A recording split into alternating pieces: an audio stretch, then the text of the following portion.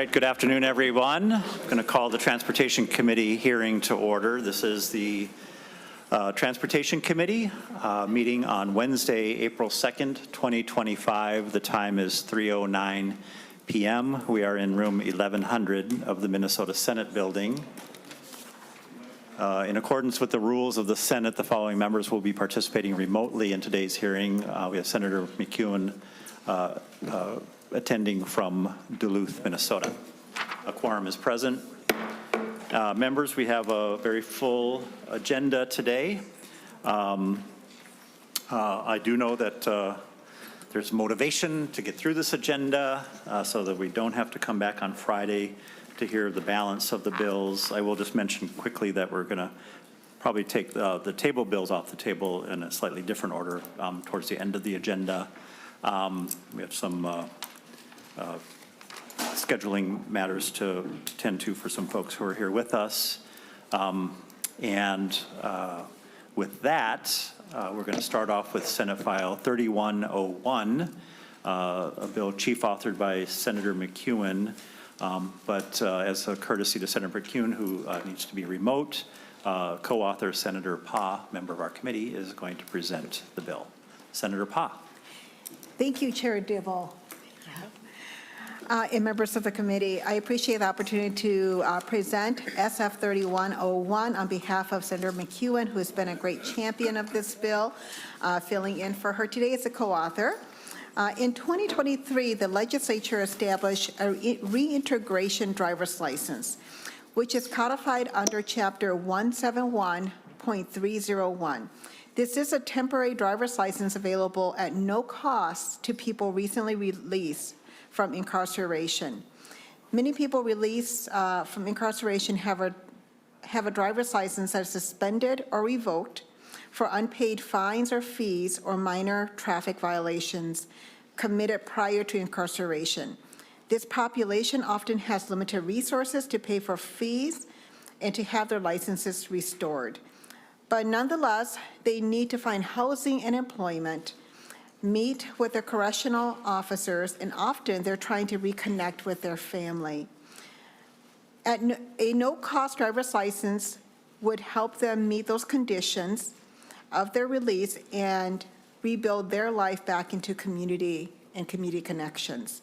I do have three testifiers today, Chair, that's here to speak about the bill. Thank you, Senator Pa. Anna Odegaard, welcome. Thank you.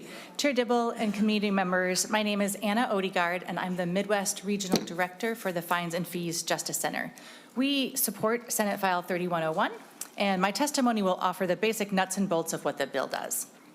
Senate File 3101 makes two small changes to the existing statute.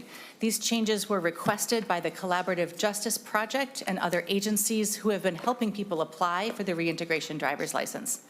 First, the bill extends validity of the license from 15 to 24 months to give people more time after releasing from incarceration to establish stability. Second, it adds a 90-day extension period after expiration, during which someone who has successfully maintained the reintegration license without additional violations can transition to a regular driver's license without penalty. During this 90-day period, the license is expired, and just like with a regular driver's license, there can be a penalty for driving on an expired license. The 90-day extension period is only for the purpose of providing an extra window of time for a person with a reintegration license to apply for the regular driver's license without penalty. These changes make it easier for individuals to rely on their reintegration license and transition smoothly back to a regular driver's license after demonstrating they are safe drivers. We've spoken to the Department of Public Safety, and they say they have no concerns about these changes. So thank you so much to Senator Pa and Senator McEwen for bringing this forward. Thank you, Ms. Odegaard.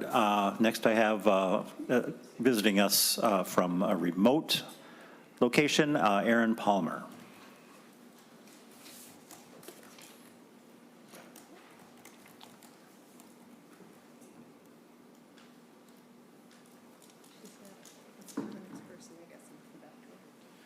Okay, we're having a slight technical moment here, so if we could jump to Carrie Warren, please. Welcome. Hello. Good afternoon. My name is Carrie Warren, and I was incarcerated in MCF Shakopee for almost a year to the day. Upon being released, as you can imagine, I've had many obstacles and barriers to overcome. Although there are many resources at my disposal to help overcome many of the barriers, not having my driver's license was preventing me from embracing those resources. The reintegration driver's license has not only allowed me to reinstate my driving privileges for the first time in 20 years, it has also given me the ability to take steps towards a successful future.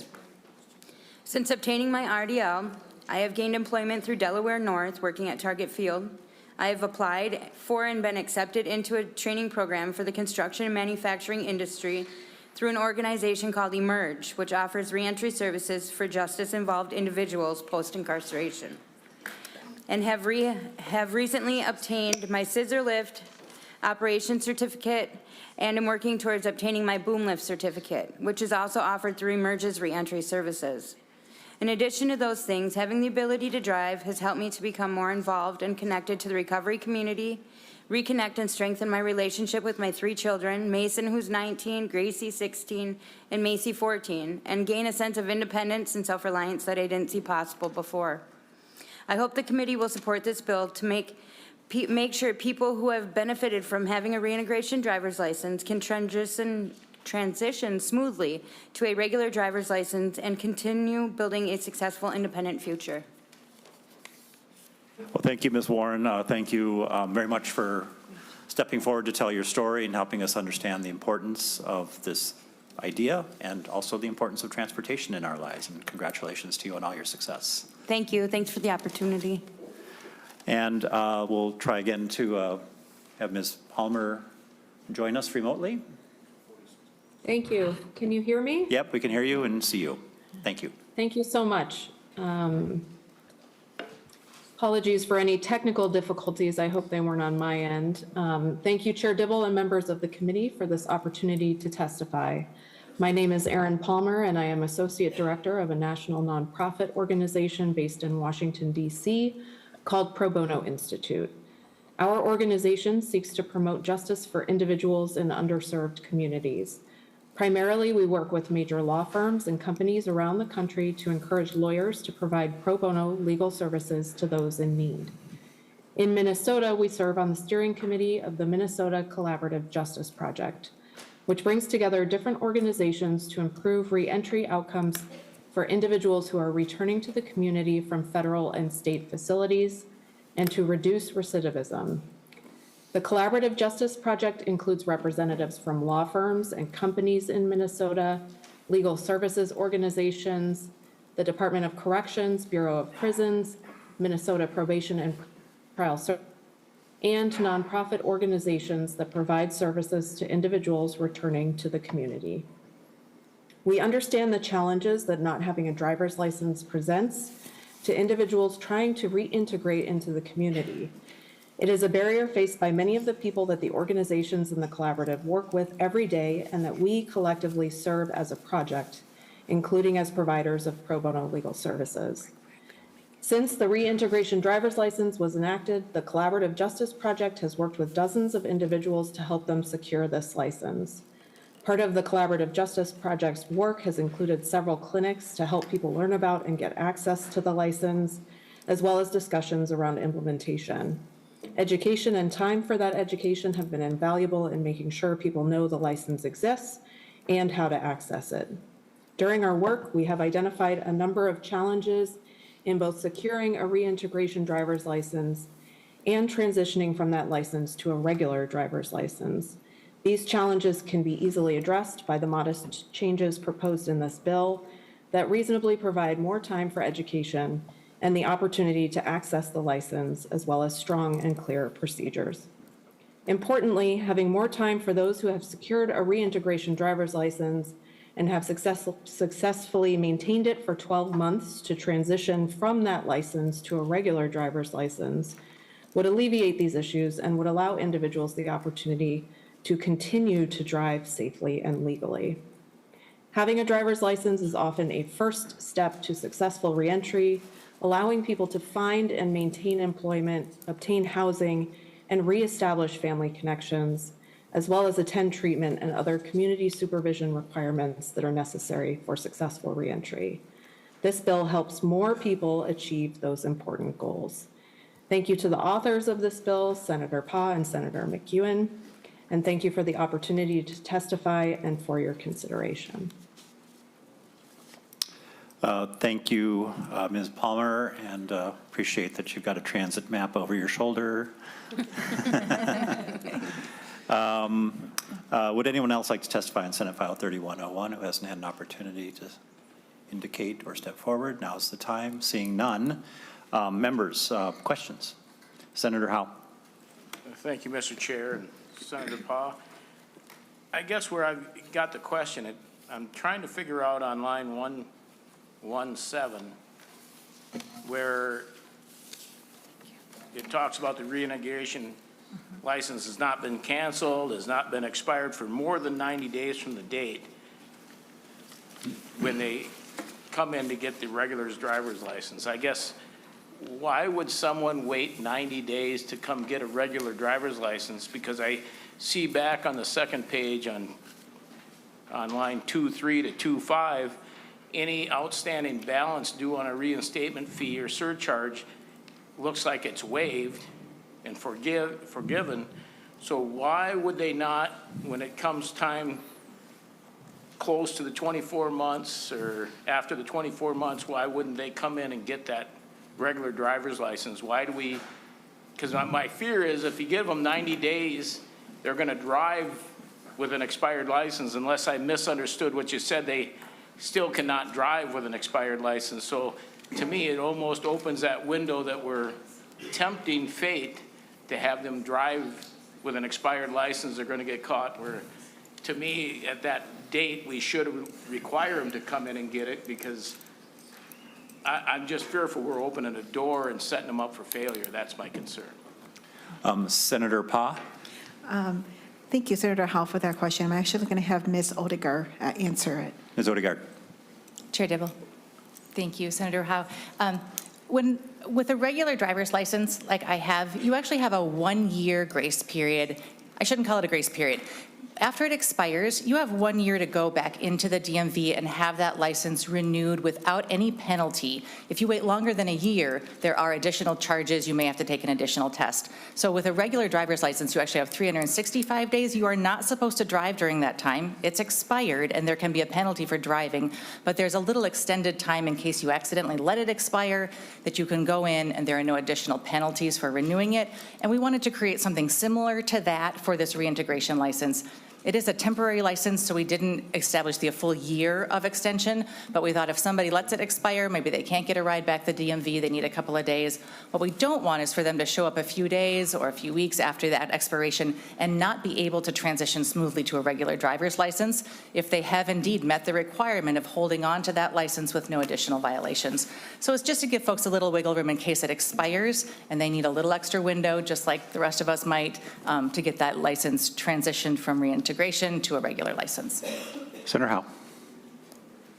Thank you for that answer. I don't know. I never knew you had a year to come in and get a license without having expired. I guess. Well, you shouldn't be driving if it's expired. So you technically don't. So it's a similar. I didn't say I did that. I just didn't. I said that I didn't realize you didn't have, your fees were waived, your expired fees were waived for a year after expiration, and yeah. I guess I never knew that. I didn't know that either. We learn something every time we're in transportation committee. It's like going to school. Senator Jasinski. Thank you, Mr. Chair and Senator Pah. I just want to go over the numbers. So this would be a zero charge for the reintegration license. I understand that, but the fee that for the normal driver's license and DVS is here. So that's $27.75 goes to DVS. That goes in operating account. Then there's a $16 fee that goes to DVS if they do it online or through DVS, or $16 goes to the local deputy register. And then on top of that, we have a $2.25, I believe it's called a technology fee for fast updates and all those things. So this is a $46 fee is what the total fee would be, and we're extending it from 15 months to 24 months, correct? Senator Pah or Ms. Odegaard? That is my understanding. Okay, thank you. Thank you. All right. Senator Johnson-Stewart. Thank you, Mr. Chair. Thank you, Senator Pa, and thank you, Senator McEwen. I just want to offer up two really important things to consider when we look at how important this bill is. As a employer and when I own my business, anytime that we hire someone, we have to fill out an I-9 form, which is required by the IRS. And if you have a passport, that is one form of documentation that's required, but many people don't have one. So then you must have a driver's license and a social security card or a birth certificate, or there's many other things on the list. I don't know how many times I ever had anybody bring a passport in, but a driver's license is such an important thing. And in fact, you need a driver's license to get a passport. So I think it's a really important component of workforce and of being able to get back up on your feet for whatever reason. I also wanted to point out that before I got back in the Senate, I did a ton of workforce training for public agencies. Most public agencies, in fact, the only reason I say most is I'm sure there's some, but I never incurred any situation where a public agency did not require a driver's license for employment. Again, they very well may have, but I've trained probably thousands of people, and they all had to have a driver's license because of employment. And that's just something that may be very common. Of course, not required if you're a clerk at Target or whatever, but for some of the jobs that were very high paying, got you back on your feet, a driver's license is required. So I'm very grateful that you're putting forth this bill today. Thank you. Thank you. Any further questions, members? All right, seeing none, we will lay Senate File 3101 on the table and lay over for possible inclusion in the omnibus bill. All right, we'll invite Senator Fateh forward. We have Senate File 817. I'll just mention that Senate File 1972 contains language from Senate File 817 in it. And so we'll figure out how to handle that as we get there. Maybe we'll just roll into testimony from Mr. Wagenius and Mr. Wojcik that pertains to Senate File 1972 after we have everyone else on the list that's signed up for 817. So with that, Senator Fateh, welcome.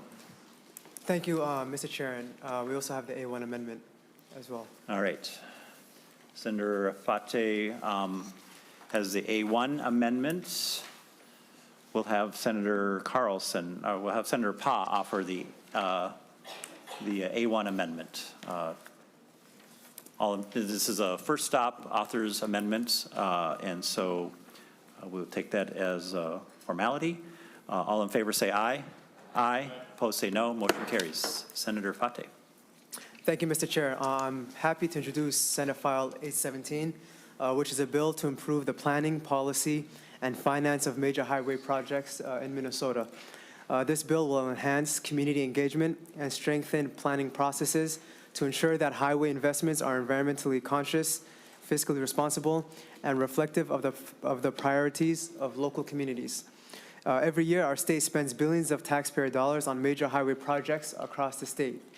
While investments in our state's transportation system are critical, we also have a responsibility to ensure that these funds are being spent wisely and that projects are benefiting the communities they proclaim to serve.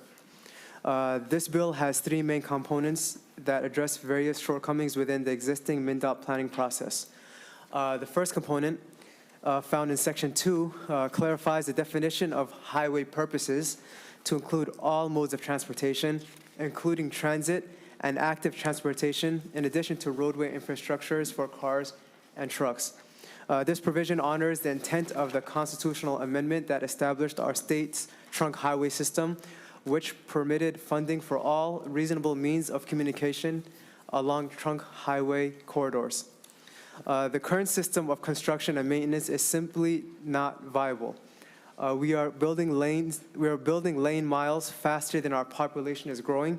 We're experiencing more people killed on Minnesota roadways, and there's an $18 billion unfunded maintenance liability that no one has any idea how to pay.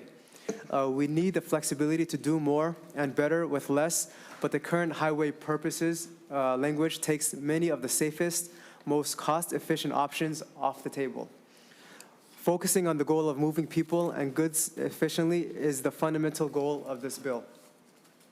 Our state has the responsibility to keep all road users safe and provide a variety of transportation options for Minnesotans along our trunk highway system. Trunk highways take vastly different forms in communities across our state, and we should allow funding flexibility to meet the varying transportation needs of all these communities. Colorado took similar action in 2013 to clarify purpose in statute, and this is a fiscally responsible and pragmatic step that aligns with our Constitution's intent and better serves the mobility needs of Minnesotans across our state. So the bill has a second component, which centers on respecting the voices of local Minnesota communities and the elected officials who represent them. This provision would give elected officials and the communities they represent a meaningful advisory role in major highway project decisions beyond the symbolic consultation that we see today. It's deeply troubling to see local, county, and state officials continue to be ignored in a planning process that will have significant consequences for our communities. This leads to costly project changes and loss of public trust. The bill addresses this problem in two ways. First, the provision requires that MnDOT creates a policy advisory committee, or PACs, for all major highway projects. PACs are committees composed of elected officials representing the communities bordering the project corridor. This would only apply to large projects involving the construction of rehabilitation of a highway. It does not apply to smaller maintenance projects, and MnDOT currently creates PACs for most major projects. However, this provision formalizes this existing process and sets requirements for how PACs are created and administered. This includes setting requirements for the frequency and structure of PAC meetings. Secondly, this provision gives PAC members a meaningful advisory role by creating bylaws and requiring PAC approval as one of the many steps the MnDOT commissioner takes before selecting a preferred design or begins construction of a major highway project. This will enhance the democratic accountability and uplift local needs and community preferences in major highway decisions. Based on MnDOT's recommendations, the amendment we added today creates bylaws to define how the committee will operate and add specificity to the process. We will work also to clarify when this component applies to maximize impact and minimize administrative burden.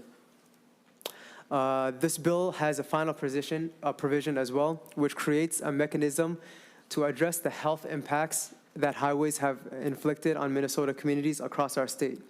According to the MPCA, air pollution played a role of about 10% of deaths in metropolitan areas across the state, and traffic emissions are often the biggest source of pollution.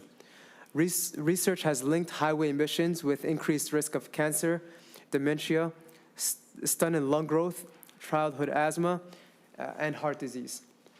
However, the existing MnDOT environmental review process often overlooks impacts on local air pollution by relying on measures of regional compliance. This provision establishes a cumulative impacts process for major highway projects that builds upon the ongoing rulemaking for the 2023 MPCA Cumulative Impacts Law, which focuses on permitted facilities. And this bill lays out a robust public process for considering cumulative impacts, which are the combined effects of multiple actions or events over time when major highways are planned through designated environmental justice communities. This provision also adds the additional accountability mechanism within MnDOT by creating an environmental justice ombudsperson position, serving as an independent watchdog at MnDOT. Collectively, these three provisions give MnDOT a structure to be accountable to their own goals, which are laid out in Statute 174.01, which state law directs MnDOT to, quote, provide multimodal and intermodal transportation facilities and services to increase access for all persons and businesses and to ensure economic well-being and quality of life without undue burden placed on any community, end quote. This bill and all its components were carefully designed to be compliant with existing structures, including NEPA. This bill will improve project efficiency, reduce delays, and lower costs by addressing concerns upfront rather than making expensive modifications or facing legal challenges later. Furthermore, flexible funding will allow us to build projects that reflect the varying transportation needs of communities across the state. I encourage you to support this important step toward rebuilding public trust in the state's ability to build a transportation system that works for everyone. And with that, Mr. Chair, I'll pass it to the testifiers that come up. Thank you, Senator Fateh. I think first we'll have Ms. Boyd do a quick walkthrough of the fiscal note. Yes. Ms. Boyd. Thank you, Mr. Chair. The revised fiscal note for 8/17 is a long one. You'll see on the front page a summary of the estimated costs for the Legislature, the Pollution Control Agency, and the Transportation Department. And then on the bottom, there's a table summing up assumed new FTEs as a result of 8/17. Most of these are in the Transportation Department, roughly 22 in the first couple years and down to 19 in fiscal year 2029. I'll just turn quickly to page 6 of the fiscal note. This is the Department of Transportation section of the fiscal note, a number of assumptions in the narrative. I'll point out very briefly, MnDOT will need to participate in a rulemaking process, an advisory capacity of rulemaking with the Pollution Control Agency. The Policy Advisory Committee would need to form for approximately 140 to 180 trunk highway projects every year, and that MnDOT has made assumptions based on a similar effort conducted with Highway 252 environmental processes, so that there would need to be, by that estimation, there would need to be added 2 FTEs per district, and then 4 in the Metro District. So that's a total of 18 FTEs for the Policy Advisory Committee. In addition, consultants would be needed to conduct analysis for the Policy Advisory Committee process. Let's see. Another additional 3 FTEs for the cumulative impact assessment process, and $500,000 in consultant support over 2 years. I'm just trying to summarize, Mr. Chair. The crux of it is in the bottom of page 6 in the table. I'll go over that very quickly. That there would need to be 0.25 FTEs for rulemaking advisory with the Pollution Control Agency in the first 3 years through fiscal year 2028 of $44,000 each year. The next line is for the 18 FTEs for the Policy Advisory Committee process, coming to $2.645 million every year, and this is all from the Trunk Highway Fund. The third line is the consultant cost for the Policy Advisory Committee process of $8 million per year, ongoing. And then the last line is 3 FTEs for process development of the cumulative impact assessment. So this would be only over 2 years, $441,000 each year. At the top of page 7, consultants related to the process development for the cumulative impact assessment would be over 2 years, $250,000 each year. And then the cumulative impact assessments themselves, starting in fiscal year 28, estimated to cost $1 million per project. That would be that these would be applicable to would come to $40 million each fiscal year. And then finally, the bill requires the development of an environmental justice ombudsperson. And the last line there would be the FTE cost for that ombudsperson of $147,000 per year. So the total for MnDOT would be 11.5 in the first year, and then coming to 50.8 by fiscal year 2028 from the Trunk Highway Fund. There are in the legislature's part of the fiscal note, which starts on page 11. The Policy Advisory Committee would have legislative members, so this is the estimated cost of per diem for those meetings from the general fund of about $613,000 in the first year, and then $536,000 in the second year, alternating in even and odd years. And then the last piece would be the Pollution Control Agency. On page 14, there's an estimated cost of $88,000 per year. I believe that's from the Environmental Fund, and that represents a 0.5 FTE to coordinate with MnDOT on aligning programs during MnDOT's program development for the first 3 years of the activities in the bill. Mr. Chair, I'll just note that the A1 that was just adopted was not incorporated into this fiscal note, so there'd have to be an updated one if the bill moves forward. I don't know what it would cost, but I do note that there is a report due in the new language that would probably have a cost attached to it. Thank you, Ms. Boyd. All right, we will turn to testifiers now. And first I have Commissioner Daubenberger.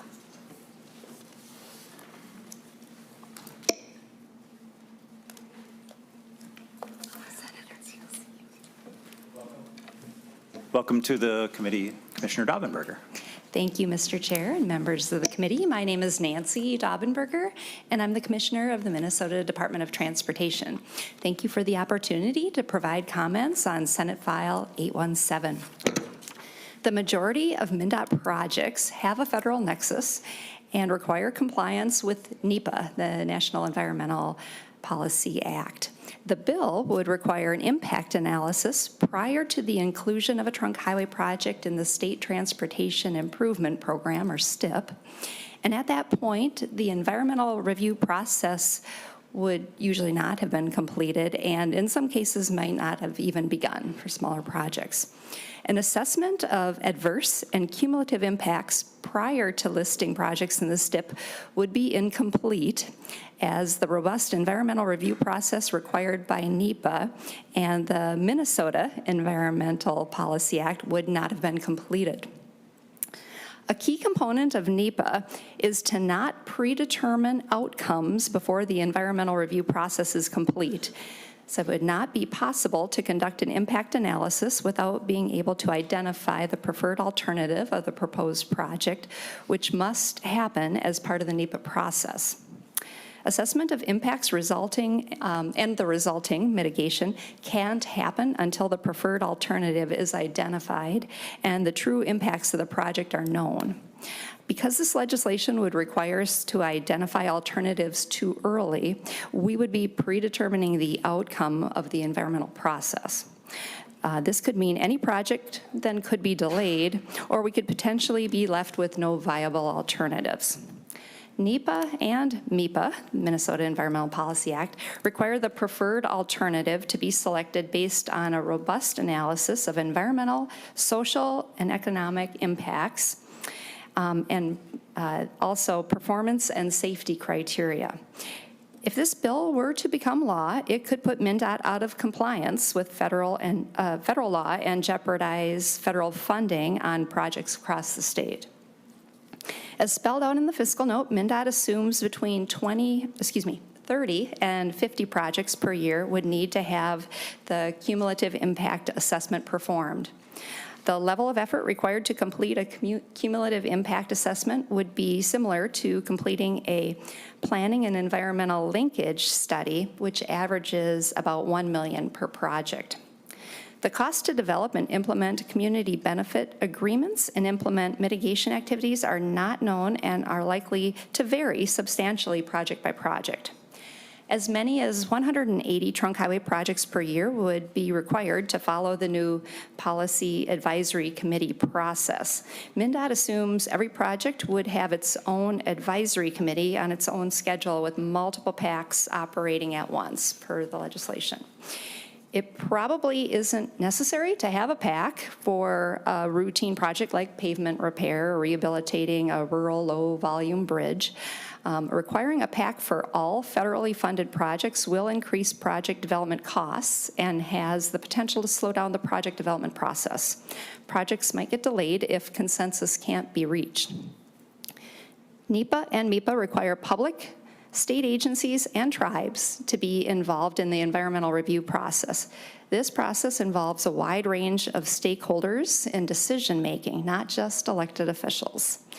The way in which MnDOT has convened policy advisory committees on large projects has enabled us to provide updates to PAC members and hear from each of them, and in a forum in which they can hear from each other their questions, concerns, and interests regarding impacts from projects and alternatives considered, and on behalf of the communities they represent. These interests and concerns can vary between communities and can be rather individualized, and the individual voices and input are an important part of the environmental process. Also, we've heard that disproportionality of voices within a PAC can be uncomfortable for members, and so voting would even be harder. I should note that we've had some challenges with getting elected officials to attend PAC meetings, and it's unclear what would happen if we're unable to reach a quorum for conducting business at these meetings.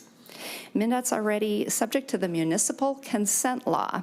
That process has an appeal process that can consider broader safety and regional needs. This proposed PAC process offers no appeal process that considers those needs. Finally, MnDOT works on many projects of regional significance. Having only local representation on the PAC does not necessarily account for the many voices that need to be heard on these projects. So perhaps we should be thinking about regional representation on some of our PACs as well. MnDOT recognizes the need for alternative approaches on how we structure policy advisory committees, and we want to ensure we're using PAC members' time efficiently and effectively in a way that they find meaningful. We look forward to working with legislators and stakeholders on this issue. Thank you again for your time and considering these remarks. Thank you, Commissioner. Members, questions for Commissioner Daubenberger? Senator Farnsworth. Thank you, Mr. Chair. And actually, I want to apologize. I don't have a question for the commissioner. I'm a simple special ed teacher, and I read about this bill before we got here, and I can't figure out what it does. Can somebody explain it in layman's terms to somebody like me before we hear more testifiers? Because it appears that we're spending $124,724 out of the trunk highway fund, but I can't figure out what it does. So, or maybe Senator Johnson Stewart can explain it to me. Well, I think that's a question for Happily. Senator, for the chief author. Or, Senator Fateh, did you want to respond to Senator Farnsworth? One moment, please. I'm sorry. Oh. I have a quick clarification. question for the commissioner, if I could ask. Sure. Is that okay? Senator Farnsworth, I would encourage you, I think Senator Fateh presented the bill. He hit the 4 major elements of the bill. I don't know if your question was a rhetorical question or if you want someone to provide more summary for you. Council does have the summary document and you can peruse that. But we'll go to Senator Johnson Stewart for a question to Commissioner Daubenberger. Actually, my first question is for Senator Fateh. Is a policy advisory committee, as per line 3.21, Senator Johnson Stewart, I think he was having a sidebar. Can you start your question over? Yeah, my apologies. Mr. Chair, my question relates to line 3.21, and actually it's for Senator Fateh first. So does this mean a policy advisory committee is required? When is a policy advisory committee required? On which projects? Commissioner Daubenberger mentioned 30 to 50 projects per year, but maybe Commissioner, how did you come up with that? Or could Senator Fateh show me where the PACs are required and how maybe MnDOT estimated that number?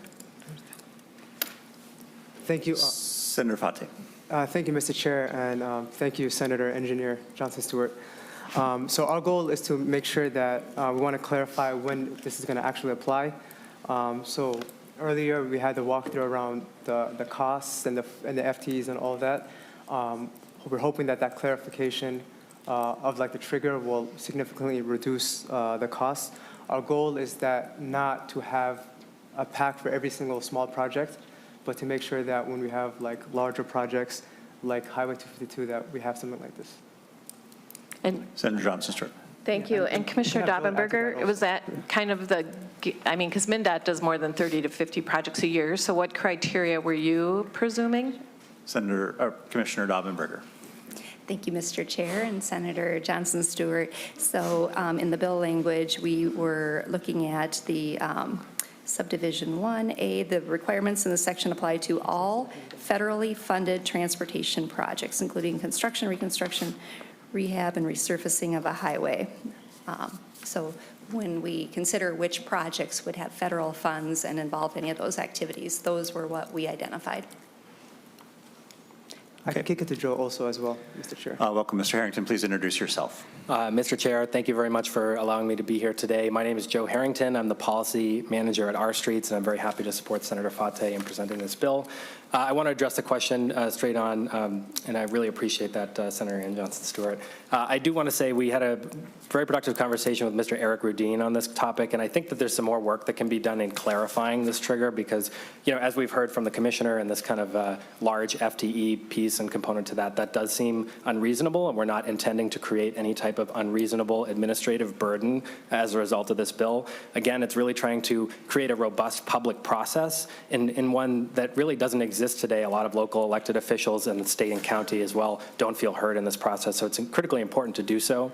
As far as the trigger specifically, we want to make sure that we balance really the largest investments that will shape communities for a century or more. So these are really large projects like the 252 project that Senator Fateh mentioned, but we also just can't use dollar amount or kind of lane miles as that because in greater Minnesota communities where a main street could serve as a trunk highway could serve as a main street, and that could be the only time that MnDOT is in a community for 30 to 50 years, we also want to make sure that that process exists there because it's really a robust opportunity for the public to engage on some of these major projects. So again, we really want to clarify that, and I think we're willing to work after this hearing to amend that. Again, we don't want an unreasonable outcome or a ton of FTEs that aren't necessary, but we do want to make sure that for these really large projects that substantially change a corridor, they have the opportunity to have this process. We don't necessarily need that for every small culvert or bridge project that's more routine.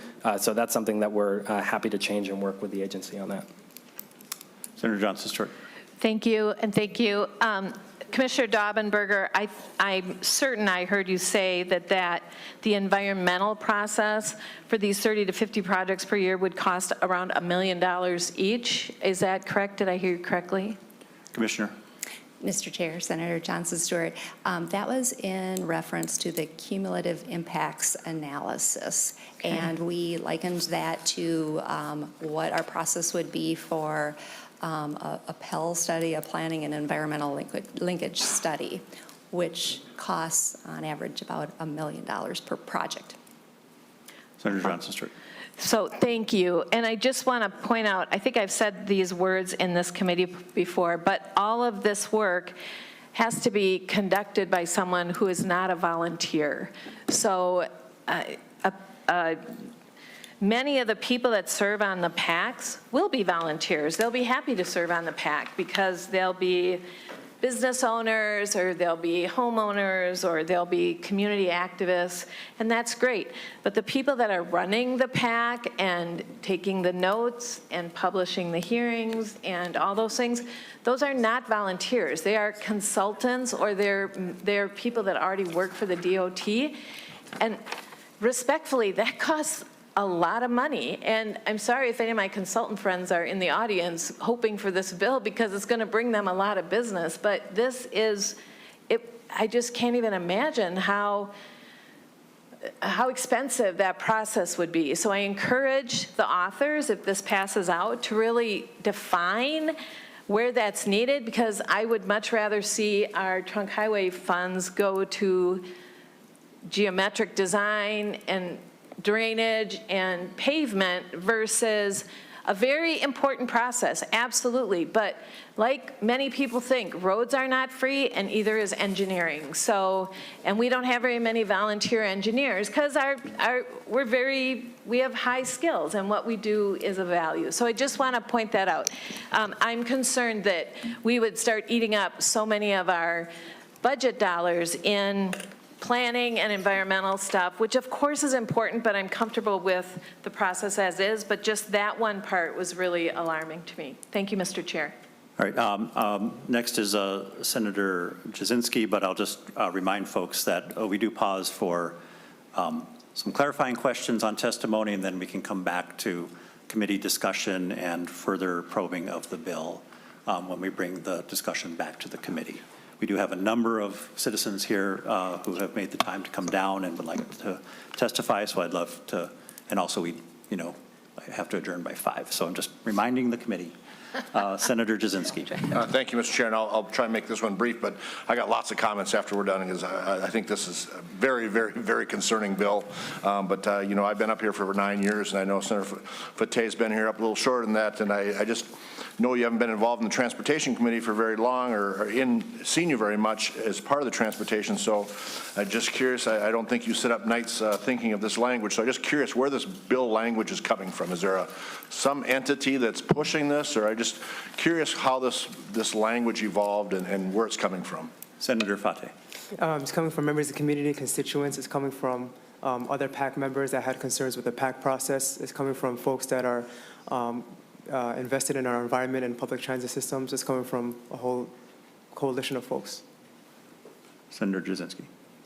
Thank you, Mr. Chair. Then who drafted the language? Where did all the language come from? Senator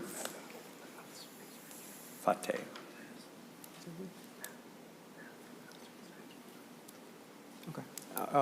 The person that drafted the bill was House Research. Thank you, Mr. Chair. Just follow. I think that's a lot for research to do. But I mean, you mentioned Colorado. Is this language coming from Colorado that they're trying to do the same language as that, or it just seems like it's coming from somewhere, not just sat down with fiscal or staff going over to council? So, is the language based on another state's issues, or what they're dealing with, or what they're trying to just? It seems like it's coming from somewhere. That's my question. Senator Fateh. Mr. Harrington. Thank you, Senator Jasinski and Chair Dibble, for that question. I want to respond by quickly saying, again, Minnesota does have a large transportation problem. We have an issue with project efficiency and delivery, with fiscal responsibility and building investments that do meet the ways all Minnesotans move today. So this process was really brought through a lot of conversations with Minnesotans across our state who face transportation projects and priorities that don't align with their local needs and interests, and also really cause environmental, human health harm, and in aggregate, economic harm as well. There's been a lot of studies that have been done. One by the Rocky Mountain Institute showed by embracing more transportation options that are sustainable, we could save $90 billion here in Minnesota over the long term. Again, as Senator Fateh mentioned in the bill introduction, there is a huge burden on our system currently on tax dollars by not really flexing trunk highway funding in that way and not using responsibly to meet the best purposes for those highways, which are serving all modes of transportation. Other states like Colorado did pass similar statute to clarify trunk highway purpose. There have been a lot of conversations on the middle section, that community preferred alternative piece, along projects, and you'll hear from some testifiers today to state this. If MnDOT continues to move forward with projects that don't align with state and local needs, there are certain projects like Highway 252 that get to the advanced stages of this environmental review process and will have to face costly modifications because they don't align with regional needs, local needs, or other concerns around that project, and that ends up costing us significantly more than dealing with these human and environmental and health concerns on the front end. So that's kind of the basis for a lot of this conversation, as well as the cumulative impacts component as well. All right. Thank you. Members, if it's all right, I'd like to move on to further testimony. Great. So I'll invite the mayor of Brooklyn Center, April Graves, forward, and also ask Jim Urkel to come forward.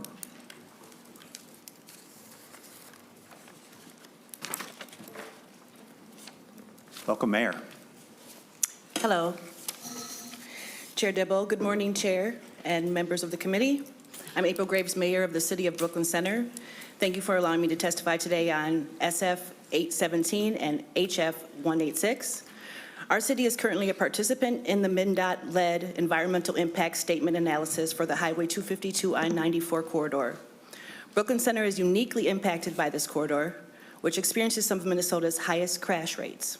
While our community appreciates MnDOT's commitment to addressing traffic safety, my experience on the Policy Advisory Committee has highlighted many opportunities for improved collaboration and responsiveness to local priorities. During the development of the Highway 252 I-94 project, the Brooklyn Center City Council, as well as the Brooklyn Park City Council, via unanimous resolutions, specifically requested that MnDOT study a broader range of alternatives, including non-freeway options. Community surveys also indicated they wanted a broader range of alternatives studied. Unfortunately, MnDOT quickly dismissed these alternatives. Instead, MnDOT effectively presented our community with a false choice. We are now left comparing one freeway to another freeway. Our community will never know how the non-freeway options perform in critical areas like traffic noise, air quality, and environmental impacts. MnDOT's approach has left us without a meaningful voice in determining outcomes that significantly affect our residents' health, safety, and financial well-being. Brooklyn Center residents live with historic disinvestment, higher than average health disparities, and a limited tax base. Freeway expansion will bring increased traffic, 58,000 to 114,000 daily, noise, air pollution, and substantial tax revenue losses, 200 to 750,000 annually. As local officials, we understand these impacts intimately. To put that into perspective, $250,000 is equal to a 1% tax levy in Brooklyn Center.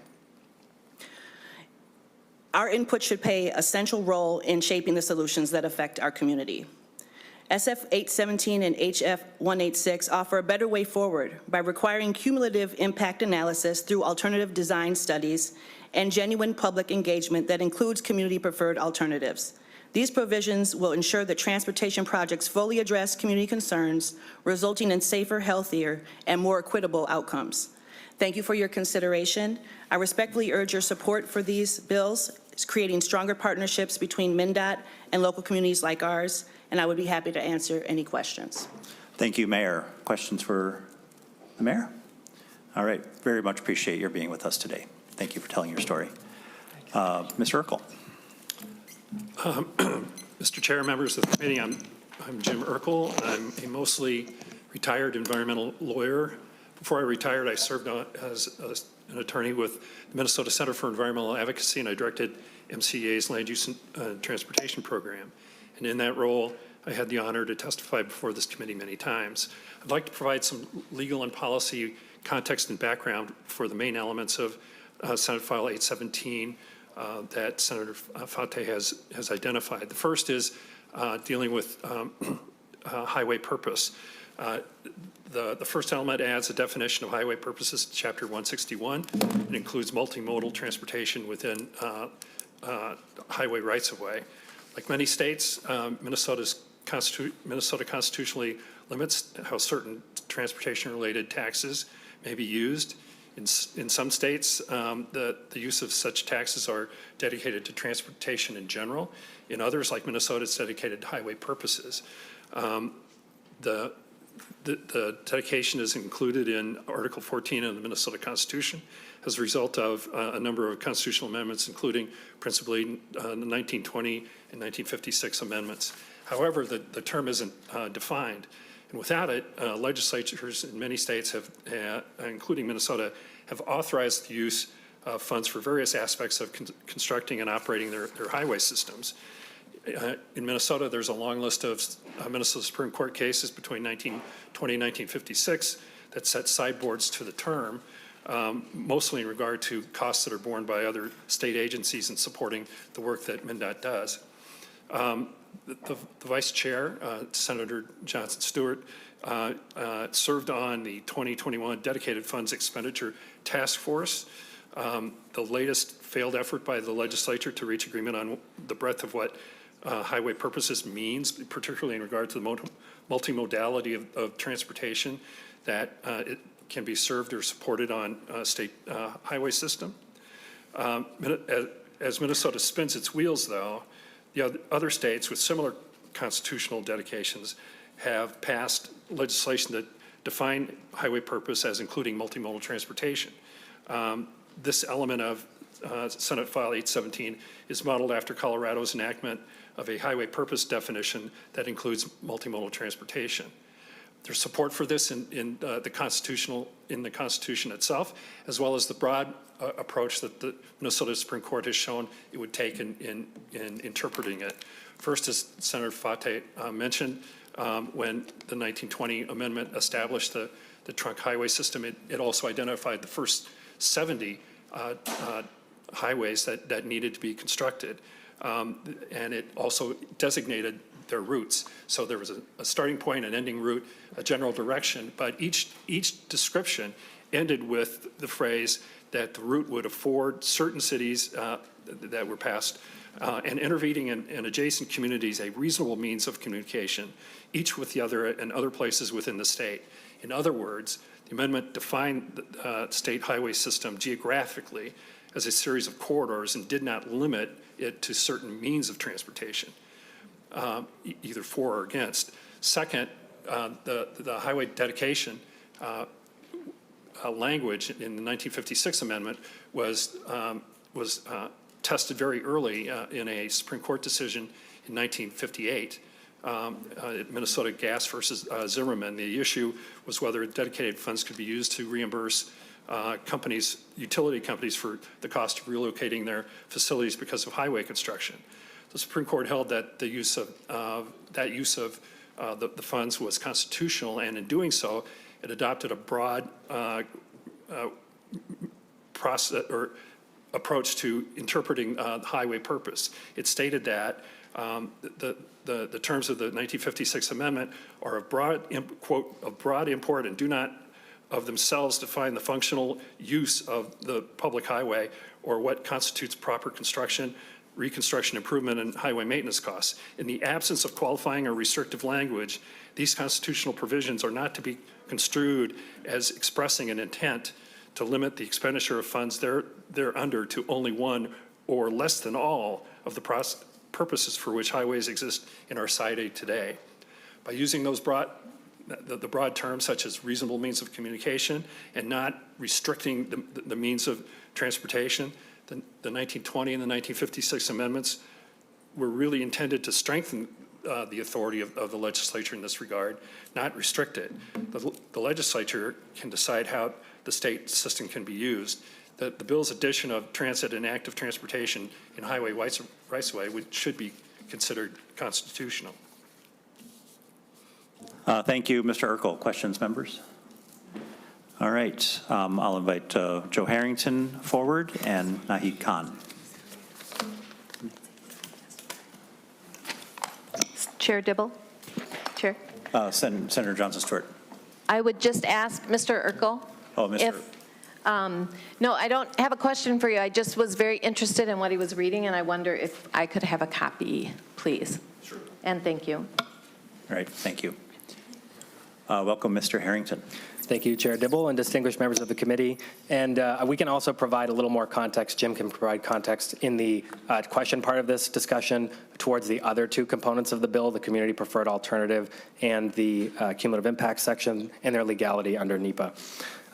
Again, thank you for the opportunity to testify today in support of Senate File 817. As I said earlier, my name is Joe Harrington. I'm the policy manager at Our Streets, an organization that aims to build safe and sustainable transportation systems in Minnesota that lead to vibrant communities across our state. The bill before you is a critical opportunity to update how major highway projects are planned as we build the transportation system for the future. Every day, our organization speaks to Minnesotans about transportation policies and projects impacting their communities, and one common thread has become clear. The Minnesota Department of Transportation does not do enough to prioritize the well-being and local needs of communities most impacted by major highway projects. These projects are among our state's largest capital investments and have many impacts on surrounding communities and cities. Unfortunately, many residents and local, state, and county elected officials who represent them don't feel that they have a meaningful say in the planning process, even when these projects are going to lead to the demolition of homes, businesses, places of worship, and shape communities for a century or more. Parents are concerned about vehicle exhaust their children breathe in their schools. Households who don't own a car can feel trapped without access to fast, frequent, affordable, and safe transportation alternatives.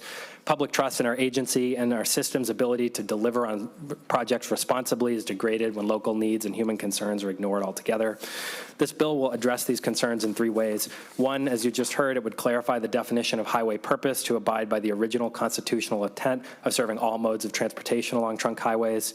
It would provide long-needed funding flexibility to MnDOT to create these trunk projects that better serve our communities and do so fiscally responsibly and efficiently.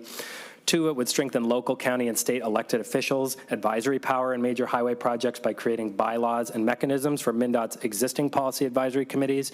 I do want to emphasize, again, as was said earlier, we don't want to have an unreasonable outcome, and this is really targeted towards those most impactful projects and corridors that are being changed substantially. And this will strengthen your role as elected officials to advocate for your communities and constituents' local needs and priorities. And three, we will strengthen protections against highway pollution and the resulting health hazards with this new process to evaluate cumulative impact. impacts. All three of these components are compliant with NEPA, as Jim can answer in the question period. By prioritizing flexible funding, local input, and environmental factors from the start, this bill will build public trust while creating more efficient, fiscally responsible transportation projects that serve all Minnesotans. And as I said earlier, improving our process will avoid costly modifications and delays on the back end when projects don't align with these needs. The policies are broadly popular and support healthier, economically vibrant communities and ensure that Minnesotans can safely and affordably access opportunities regardless of how they choose to travel in their communities. I urge you to support this legislation. Thank you.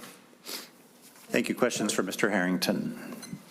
All right, welcome, Ms. Khan. Please introduce yourself and proceed. Good afternoon. Good afternoon, respected Senate Transportation Committee members. I'm Nahid Khan, 30-year resident of Brooklyn Center, testifying in support of this bill, SF 817. It's urgently needed to A, elevate equity, health, and environmental issues, and B, prioritize people and communities over increased vehicle numbers and speeds on continually expanding highways. For nearly 10 years, I followed MnDOT's Highway 252, which also became I-94 project. This imposes a 6-lane freeway through our area. I've attended almost all the public meetings, community engagement programs, and policy advisory committee meetings. But to me, these are just marketing to manufacture consent without public opportunity to involve ourselves in rethinking or reshaping the project. I also served nearly 2 years on the Equity and Health Neighborhood Advisors for this project.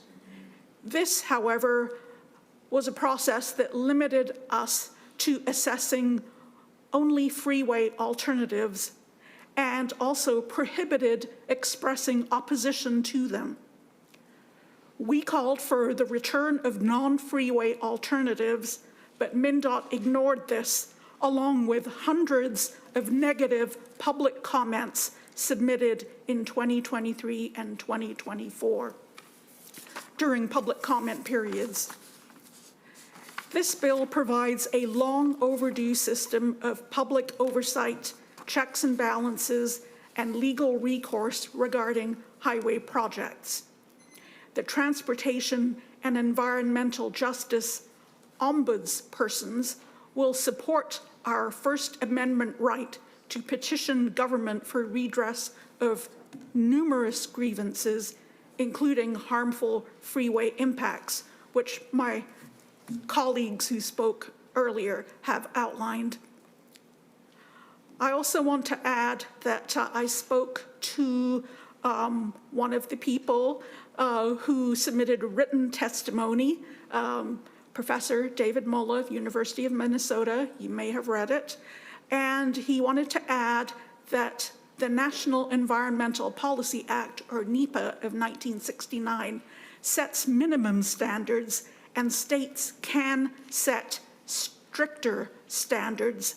Thus, this bill is consistent with NEPA. Thank you, and I just want to end with a statement we're all familiar with that I think is relevant here.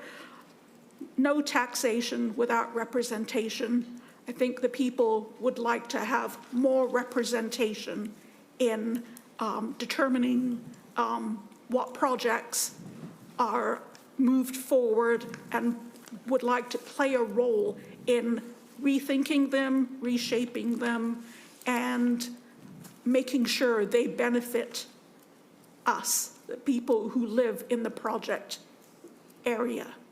Thank you very much. Thank you. Any questions, members? Senator Johnson Stewart. I have a question for Commissioner Daubenberger, if you would mind, but it relates to this testifier.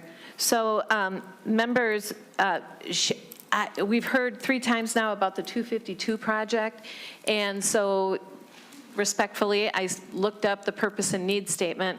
The reason I want the Commissioner up here is to explain when she used the word purpose and need, so perhaps Could you explain what is the purpose and need statement? I think I know, but I don't want to misspeak.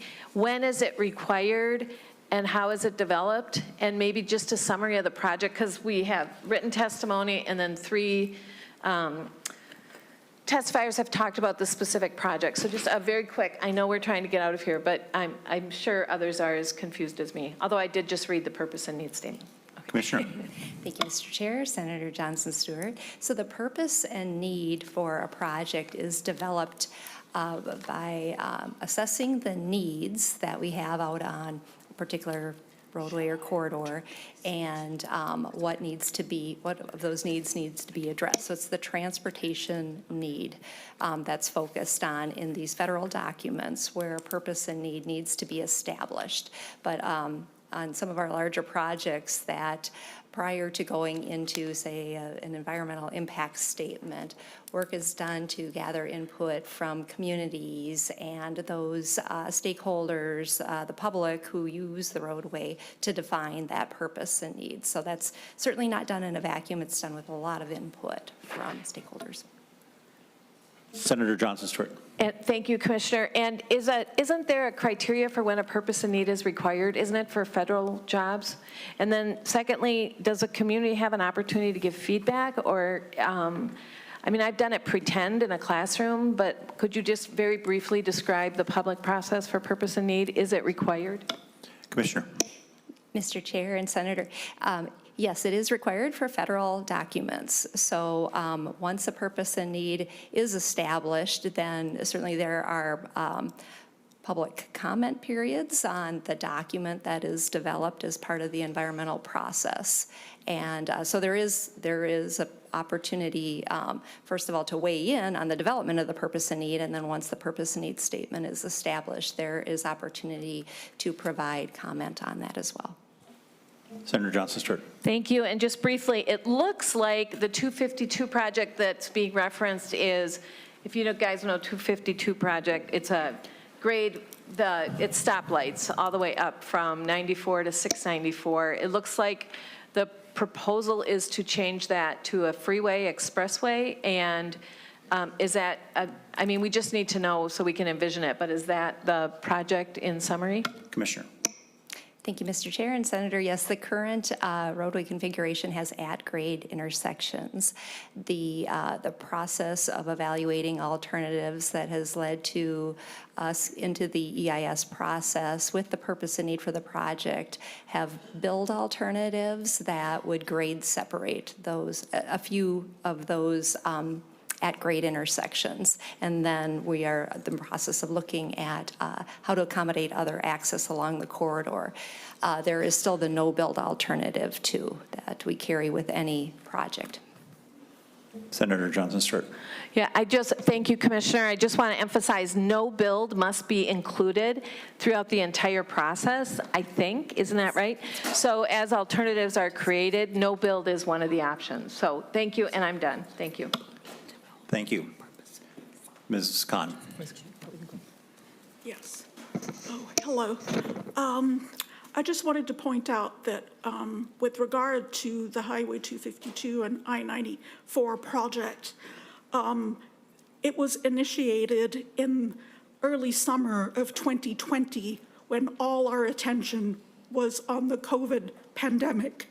And the purpose and need statement, the project was initiated and the purpose and need statement was worked on during 2020. And there was no opportunity for public involvement, and there was not even any awareness that this project had begun in the community.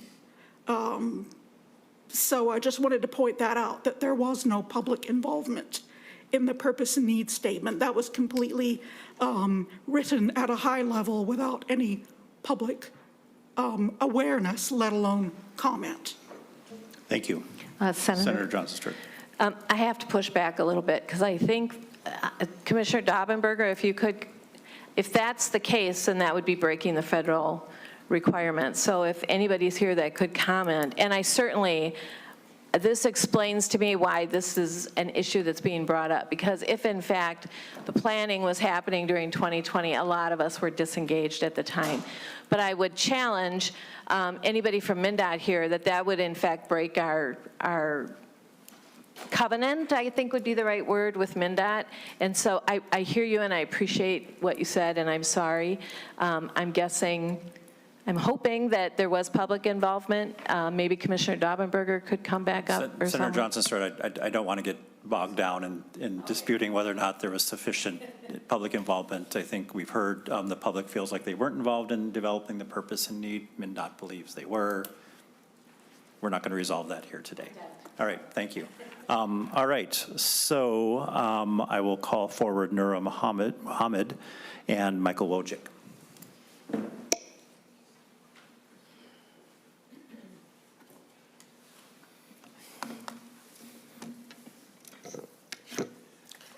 Welcome, Ms. Muhammad. Hello, good afternoon, Senate and Transportation Committee members.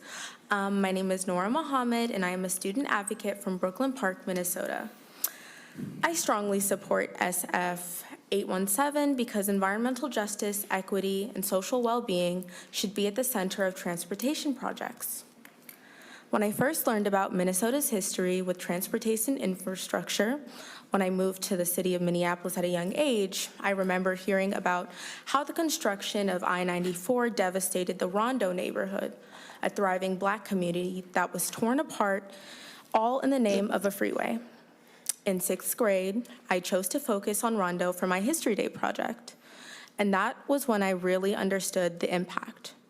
Through this highway expansion, families lost their homes, businesses disappeared entirely, and the sense of community that Rondo was built upon was uprooted. Unfortunately, this isn't just history. It's a pattern that still continues to harm communities of color and low-income neighborhoods today. In Brooklyn Park, where I live, we're facing a similar fate with the expansion of 252 and I-94, displacing residents of color to expand the highway. This bill is a crucial step towards preventing that. Alternative design considerations and cumulative impact analysis should be a requirement for all transportation projects to ensure that they do not disproportionately harm vulnerable communities. SF 817 works to create environmental justice, giving impacted communities a real voice in decisions that directly impact them. As a young person, I truly care about the future of Minnesota. I don't want to see another Rondo happen. I urge you to support SF 817 so that future projects are built with fairness, accountability, and sustainability. Thank you for your time. Thank you. Questions, members? All right. Thank you so much for coming forward. Really appreciate your being here with us today. Mr. Wojcik. Thank you, Chair Dibble, members, neighbor. Thank you for the opportunity to speak in favor of SF 817 on behalf of the Bicycle Alliance of Minnesota, where I am the executive director. Our goal is to make biking, walking, rolling safe in all 87 counties in Minnesota. My comments can also extend to SF 1972. As much as I sometimes like to hear myself talk, I imagine that does not extend to all of you. So that particular language is part of Section 2 of this bill. And it's a more scaled down version that specifically focuses on the highway purposes definition. We believe that SF 817 is necessary. We understand that the Minnesota Department of Transportation is one of our most valued partners. We work closely with them in trying to make biking, walking, rolling safe throughout the state of Minnesota. But we're also created an advocacy role to hold up a mirror when sometimes the department's actions are not living up to the values that they express. We feel that portions of SF 817 go a great deal towards helping align projects with what community is looking for. Big picture, and I'm going to trim down my comments and talk about just a couple small portions. The first is the highway purposes definition. We do feel this is critically important, and if you take all of the numbers and everything back and just look at it from a common sense standpoint, the reality is we are not a huge state with a huge population base or tax base. We have the 4th biggest transportation system, lane miles in the nation. That's tough to maintain over time. We understand that we are spending record money on transportation, and yet our fatalities on Minnesota roadways increased 17% last year over the average of the previous 8 years. We also understand that there is a huge and growing unfunded liability to just maintain existing infrastructure on the state system, and many local governments are even worse off. Our vehicle lane miles are growing faster than our population, and the cost of maintaining them is growing at a faster rate than any of the state sources that pay those bills. We understand that by changing the definition, we do not mandate anything, but we offer more flexibility to allow governments to look at the most cost-effective solutions. Smarter approaches in different areas may include more efficient transit, travel demand management, mode shift, particularly in urban areas, and some of the best solutions in urban areas are going to be very different in rural areas. I myself have spent most of my life living in greater Minnesota. If we fail to allow more fiscally responsible approaches, we're going to continue to see the increases in fatalities on our road, and we're going to continue to build up maintenance bills that are beyond our resources to cover. This change in definition allows the maximum flexibility for the movement of freight and people in Minnesota, and we support that. SF 1972 is just simply that language carved out, which I don't believe the Commissioner of Transportation expressed any concerns with that portion. Lastly, I would simply point to, you heard a lot about 252. I'm not here to talk to you about that, but to give you an example of how important actually meaningful community input is, I'd like to point to a project, Highway 14 and Broadway in Rochester, Minnesota, where the city put forward a proposed design speed of 30 miles per hour. They designated the entire area around the project for transit-oriented development. The city and county expressed a need for options for safe crossing. And after we had to request public meetings to discuss this, and after we had that, they were held in an inaccessible location where we helped our members who do not drive, bike, or get there through other means in a location that was inaccessible and had no parking. Overwhelmingly, the public comments were, we just want to be able to get across this dangerous roadway safely. And the reality is nothing changed. We came back with the crossings are actually getting wider. The design speed is not where the city wanted, and everyone's kind of throwing up their arms. We lose volunteers because people give their time to advocate for safer solutions, and we see these things come back that do not reflect the community values, and as such, we feel this bill is important towards giving people the opportunity to have more meaningful input in actually shaping the projects. Thank you for your time, and I'm always happy to answer any questions. Thank you. Questions, members? All right, members, you'll notice that Senator Pah is in the chair. You're not allowed to ask her any questions, though.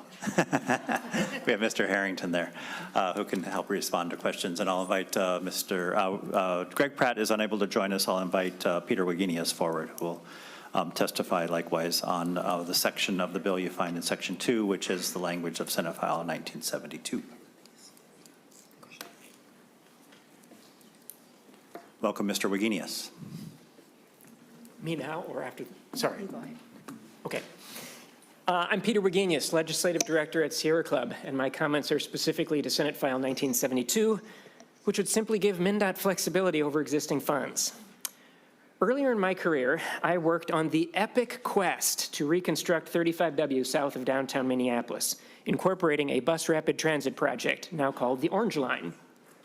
We started by building a bipartisan urban-suburban coalition, including 2 counties, 6 cities, and legislators of both parties, including the chair. But how long did it take? Well, we'd been working on it for 6 years already when then Mayor Ryback and then Governor Pawlenty discussed MnDOT's funding application with then President George Bush as they toured the wreckage of the 35W bridge back in 2007. President Bush approved that funding. And we kept cobbling together other rounds, and finally Orange Line opened in December of 2021. It should not take 20 years and a bridge collapse to rebuild a freeway that accommodates a BRT line that has broad bipartisan support. It did take that long in part because this bill was not already law. MnDOT was clear and correct. They said BRT in the project would cost-effectively maximize the capacity of the roadway, which should be determinative. But MnDOT did not have the flexibility to build it. So instead, we spent years on process, and more process, lining up different funding streams, which nickel, which dime pays for which project component, which agency. The public hates this, by the way. They think government should get out of its own way and build things. I submit the lack of Senate File 1972 breeds anger among residents. It puts MnDOT in an impossible situation and makes projects more controversial. When are we going to fix this? How many years will it take to extend Orange Line to the north or redesign Highway 36 with BRT, both of which score very highly, let alone other corridors? Even if you were to believe that the total funding problem has been solved, and it hasn't, it's not just a question of total funding. We need to design and build multimodal options into projects up front. Retrofitting projects after the fact is always more expensive and much less effective. With Senate File 1972, we would get better projects built faster. Thank you, Mr. Chair. Thank you. Questions, members, for Mr. Wagenius? All right. Thank you so much. All right. Members, questions or amendments? Senator Jasinski, and then we'll go to Senator Farnsworth. Thank you, Mr. Chair, and Senator Pa now from Senator Fateh being gone. Again, I have huge concerns with this bill. I mean, going back 2 years, we had an $18 billion surplus. We increased taxes by $10 billion, increased fees on almost every area of transportation. Now later, they grew government by 40%. And now we're facing a $6 billion structural deficit. We got our targets out. We're looking at a $227 million cut to transportation in 27, $132 million cut in transportation in the tails. We're looking at possibly not being federal compliant based on this. I know everybody up here has been trying to put it on the administration in Washington, D.C. about losing these funds, and now we're actually putting ourselves in jeopardy of losing federal funds by this bill. And so I have a huge concern with it. We're growing government, 22.75 new employees. That goes to 19 at some point, but growing these things, MnDOT, you know, has done a great job of putting roads to effect here in Minnesota. This bill makes it more difficult, more expensive. It makes more delays in the delivery, make more time in planning.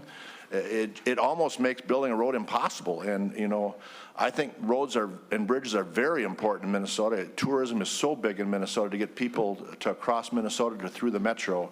And this is just making it more and more difficult to deliver road projects, is my feeling. So people may not agree with that, but we have a MnDOT transportation, the report, the funding gap that was given to us in November of 2024 shows an $18 billion gap over the next 20 years. That's about $1 billion a year. We're already short, and this is going to increase the cost. It's opening up the constitutionally dedicated funds for what were meant to be for roads and bridges into all kinds of different avenues, greenhouse gases, you name it, transit. It's just opening things up way too much, and it's very concerning to me. So maybe other members have other opinions, but it's a concern to me. I think Senator Johnson Stewart's group, the ACEC or whatever group it is, rate our roads at a D+, and now we're going to have more expensive and longer processes to get roads improved. It's concerning, very concerning. Thank you, Senator Jasinski. Senator Farnsworth. Thank you, Mr. Chair. And I kind of wanted to explain my comments before. I wasn't being facetious or sarcastic. I thought I had an understanding of the bill, which was, it appears that this is going to create these local advisory committees that are going to oversee these projects. And then there's going to be an ombudsman, however you say that. And I couldn't figure out, and this was a legitimate question, I couldn't figure out we're spending $124 million for some advisory committees and for an ombudsman. And we don't get a foot of concrete, we don't get any rebar. And so my question was, it was a serious question. I couldn't figure out, what does the bill accomplish?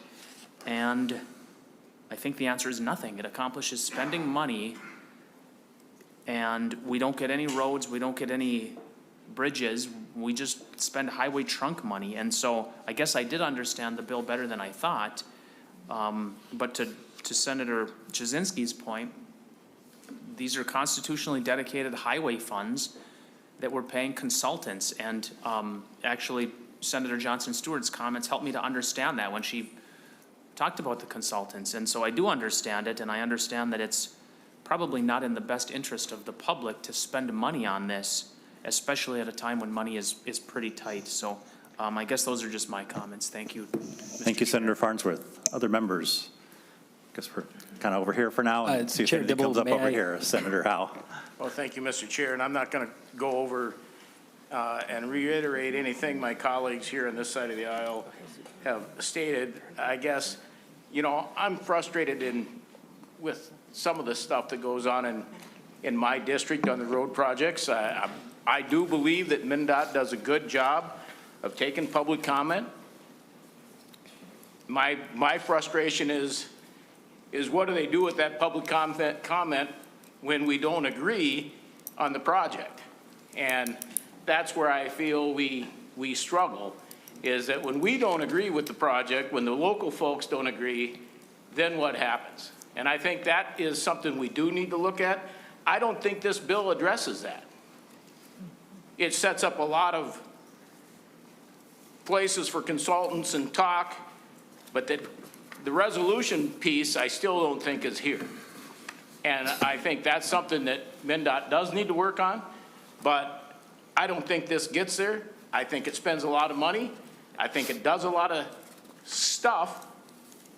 I think it opens up the door for more leakage out of the trunk highway fund, but I do not believe it solves and creates the solutions that people are asking for. Thank you, Mr. Chair. Thought we would get through this whole hearing and not hear that word, leakage. Mr. Chair, I was going to bring it back up, so I'm glad Senator Howe did say it, because Senator Newman is looking down upon us from somewhere, maybe from Florida, but he's floating listening to these around in meetings, the Gulf. and he would bring up the word leakages, so. Some random Gulf south of us. Senator, actually, I think Mr. Harrington wanted to respond to a few points that were made, and then we'll go to you, Senator Nelson. Mr. Harrington. Thank you, Chair Dibble, and thank you, members of Mr. the Harrington, committee. if keep it concise, because we do Absolutely. have quite a few more bills to get through in 25 minutes. Absolutely, and understand and appreciate the flexibility on that. I do want to emphasize this bill does address a lot of important things, and the fiscal note is reflective of, again, that change that is going to be made to actually make sure that those policy advisory committees and the cumulative impacts analysis are actually happening on those really critical projects, and we're really happy and excited to work with folks to continue to refine that, because we're not looking to create an unreasonable outcome in any way. We're looking to build in democratic accountability, considerations for health and human processes with cumulative impacts, and again, promote fiscal responsibility with the highway purposes component. We spend so much money today on our transportation systems and are creating a social cost to those that is really extremely high in human health terms and safety terms. Also, not utilizing our trunk highways to the most, basically to the highest standards or to the most efficient uses by having all modes of transportation is not responsibly investing in all streets to keep people safe across all modes, however they choose to travel. Again, I want to reiterate that these are also NEPA compliant and are referenced in statute, as well as Jim Merkel's comments earlier, and we'll provide that in writing as well for those who'd like to dig deeper. Thank you. Thanks, and we coming back to the NEPA question, and we'll make sure that Mr. Urkel's analysis is available to everyone in writing. Senator Nelson. Thank you, Mr. Chair. I'll just be brief. We just heard a lot in this bill, and it did take a while to kind of sort through what it was. But I would say there's just a couple facts we have to keep in mind. One is our roads and bridges are clearly not in the shape they need to be in right now. I think we have D reports on many of our roads and bridges. And so while I embrace other modes of transportation, I think we're not yet at the point where we can neglect the basic roads and bridges that get people to work, that get kids to school, that get products to where they need to go. And I just kind of look at this bill as maybe what one would call an aspirational bill. It's engendered a lot of conversation. But the one thing I have to say is we're kind of on a tightrope here for a calendar. And for tonight, we have jobs in here, I think at 5 o'clock or 5:30. 5:30. So I'm just saying, maybe this is a good topic for an interim discussion rather than in the last few weeks before a very challenging budget situation with a very divided legislature. Thank you. Thank you, Senator Nelson. Members, anything further? All right, so I'll just take the opportunity as a chair to speak up and say something favorable about the proposal that Senator Fateh brings us. I think we do have a lot of discussion about providing alternatives and how do we best do that with the best utility and the best efficiency and what is a highway purpose or not. Senator Jasinski and I have a lot in common, but we do have some daylight between us on that particular question. We have a lot of conversation about the community process, community input, some of the interaction and relationship and influence that we have as members of the community, leaders in the community over project selection, project design, et cetera, and this deals with that. And then, of course, all of the things that we're trying to get out of our transportation system in terms of environmental outcome, making sure that those who need to benefit from transportation investments, all of us can benefit and the like. I think we heard from Mr. Harrington that this is a work in progress. We heard from the chief author that there's more to be done. This obviously is, a big conversation, as Senator Nelson said. We saw the fiscal note. Fiscal notes are fiscal notes. You know how we feel about those, but it is nevertheless fairly substantial fiscal note that's kind of breathtaking. So that certainly is something that has our attention as well.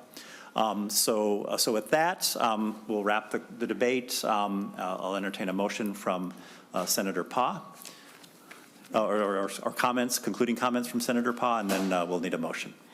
Thank you, Chair Dibble. Yes, I just have a few comments here.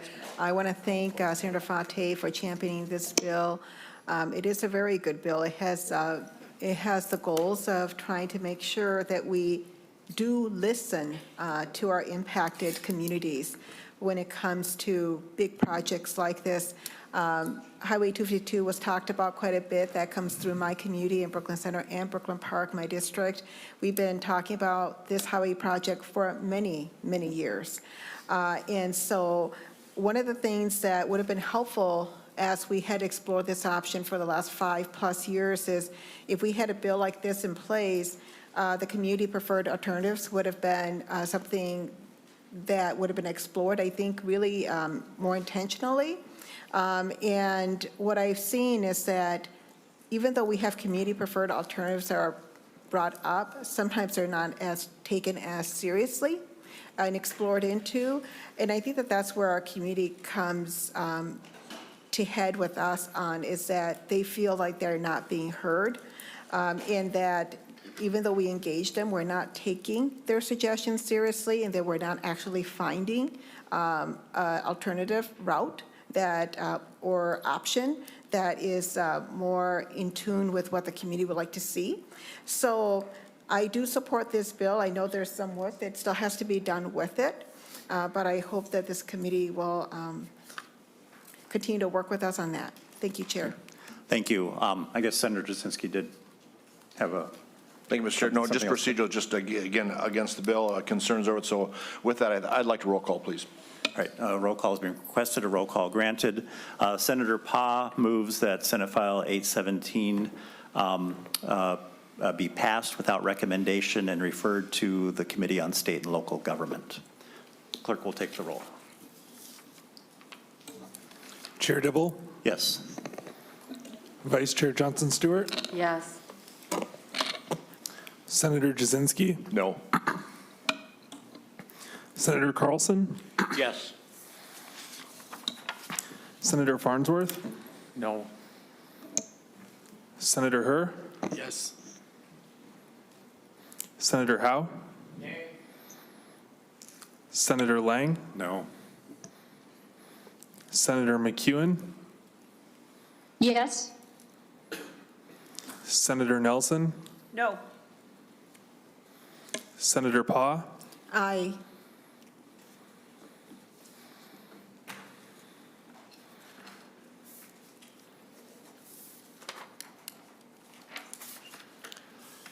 On a vote of 6 yeses and 5 noes, the motion passes.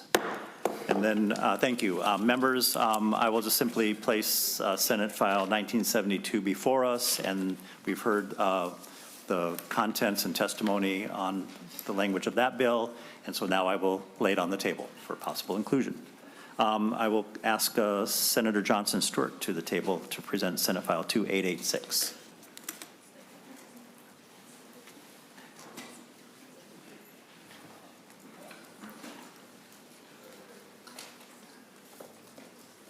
Hello. Thank you, Mr. Chair. Welcome, Senator Johnson Stewart. Thank you. Committee members, this is Senate File 2886. This is a policy proposal from the Met Council. The Met Council has identified a few transportation reporting requirements that are included in multiple places throughout statute, and this bill is meant to streamline those reporting requirements. This bill does not change the underlying information provided to the legislature by the Met Council. It changes when the information is reported and consolidates reports to the legislature so that the information we receive is most accurate and up to date. I have 2 testifiers with me today. On my left, Mr. Ned Smith, who's the council's chief financial officer, and on the right, Ms. Hannah Pallmeyer, the government affairs manager, who can provide an overview for you of why the council is pursuing these changes and walk us through the sections of the bill. Mr. Chair. Great. Thank you. Mr. Smith. Thank you, Mr. Chair and members of the committee. My name is Ned Smith. I'm the Chief Financial Officer for the Metropolitan Council. And thank you, Senator Johnson Stewart, for carrying this bill and for Chair Dibble for signing on as the co-author. This proposal would change the required Metropolitan Council transportation financial, cleaning, and repair standards, reporting requirements to streamline reporting processes, reduce redundancies, and optimize transparency.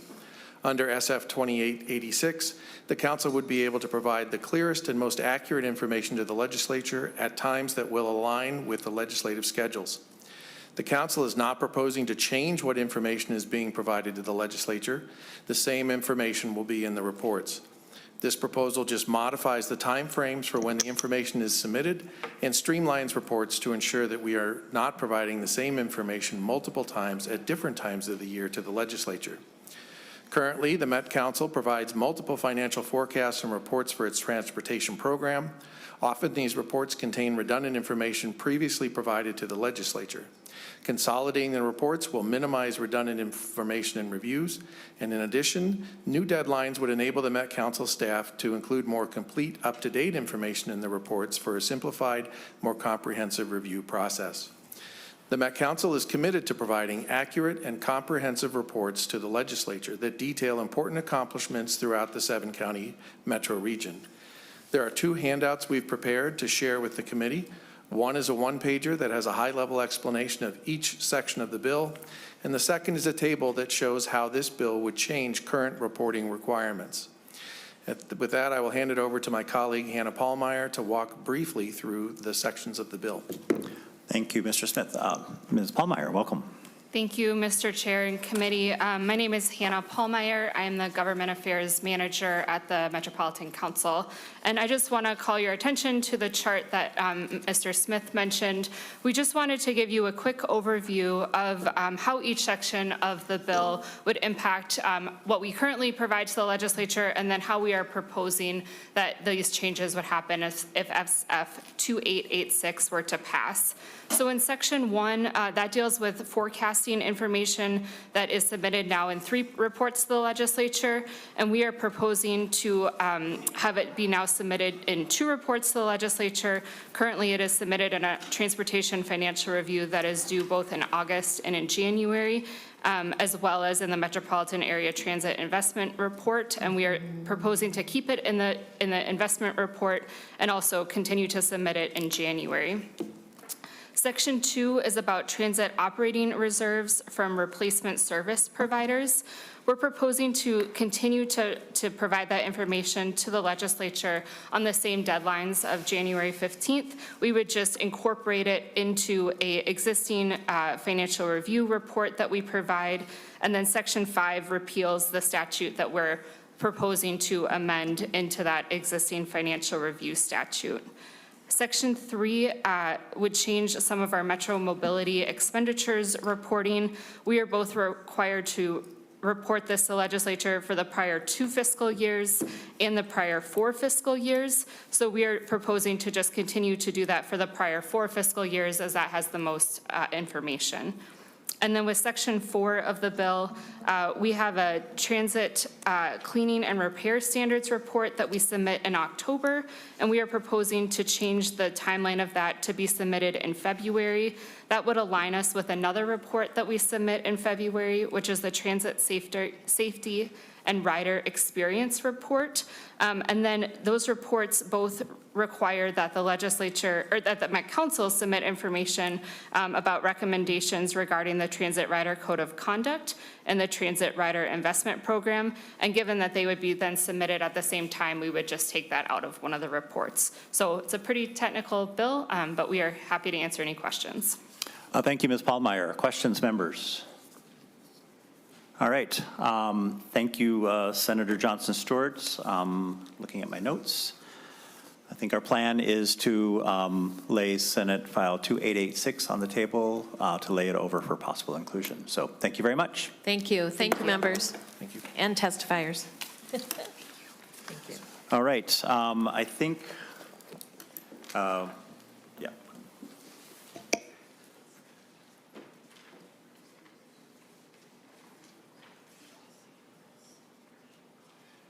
Senator Jasinski, come on up. Come on up. We'll hear Senate File 1872.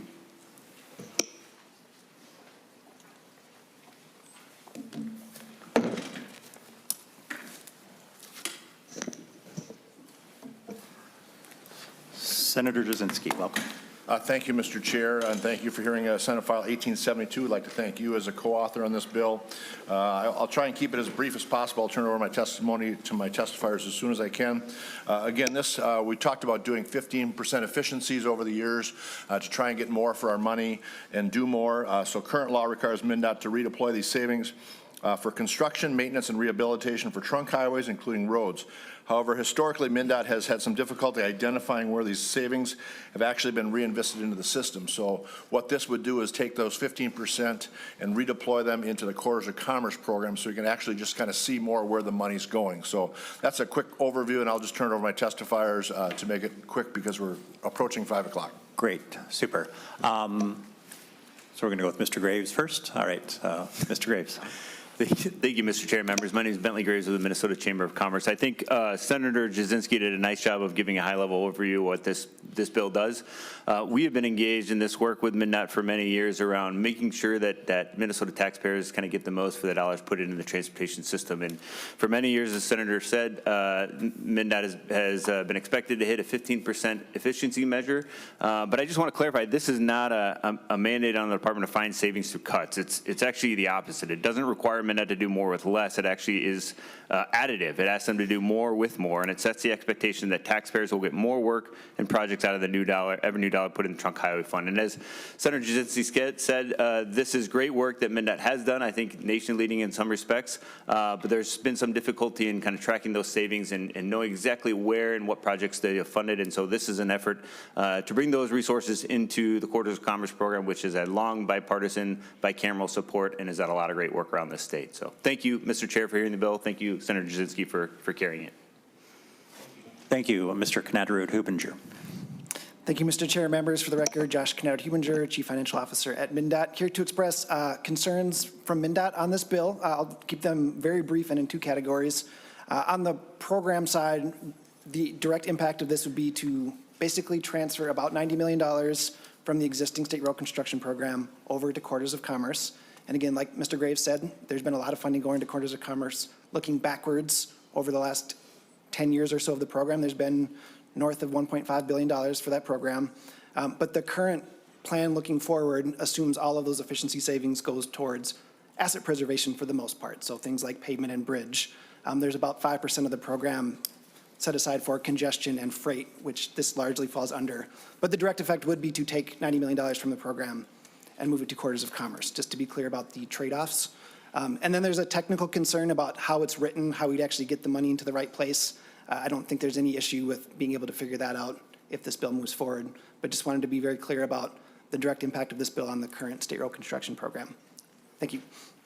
All right, questions for Mr. Knatter-Hubinger? I do have questions, but I'm going to take them offline. We'll have maybe the 3 or 4 of us can talk a little bit more about some of your concerns. And I do have some just general policy questions around how we realize efficiency savings, et cetera. So we'll put a pin in that. With that, we will lay Senate File 1872 on the table to lay over for possible inclusion.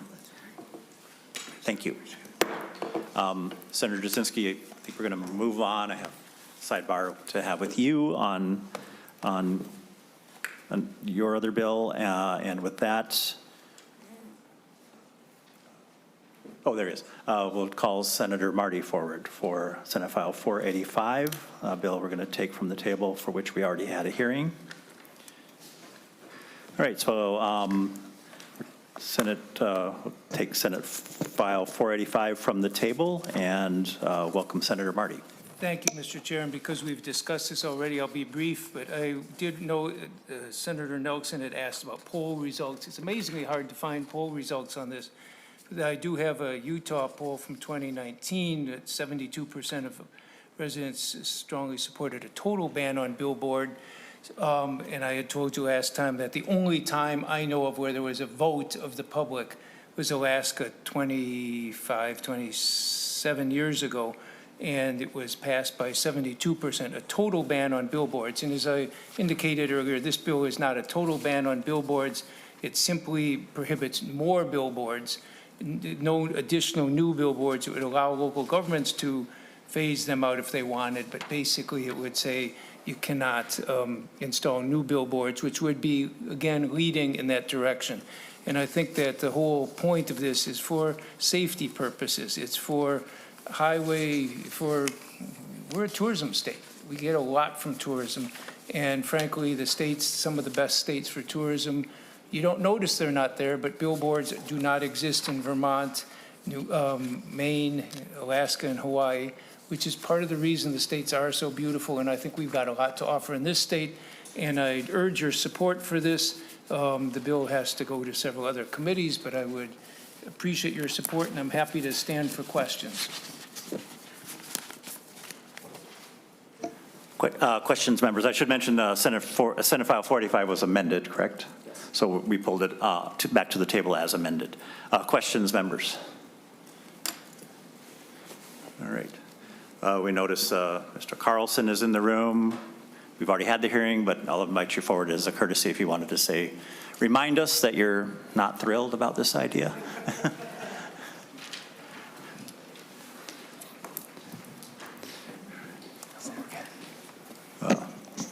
Mr. Carlson. Yes, Chair Dibble and members of the Senate Transportation Committee, Andrew Carlson with the Minnesota Outdoor Advertising Association, speaking in opposition to Senate File 485.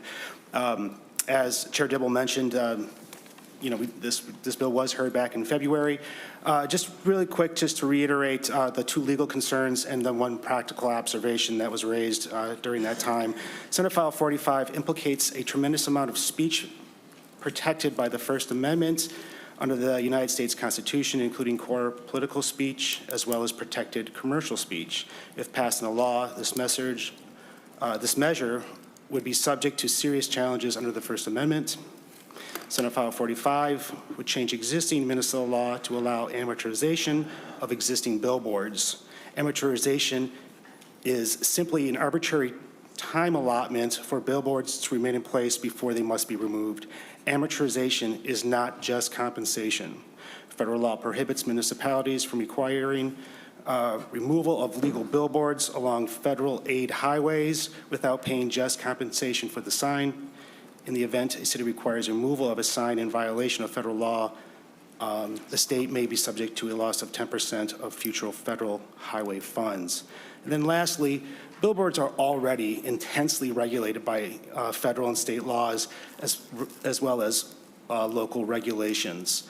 Many government subdivisions already have provisions in place to reduce the number of billboards through cap and replace ordinances. These ordinances generally set a maximum number of billboards in the jurisdiction and establish a system to place new billboards. The fact is that local jurisdictions have adopted a sweeping number of regulations controlling the locations in which new billboards may be placed.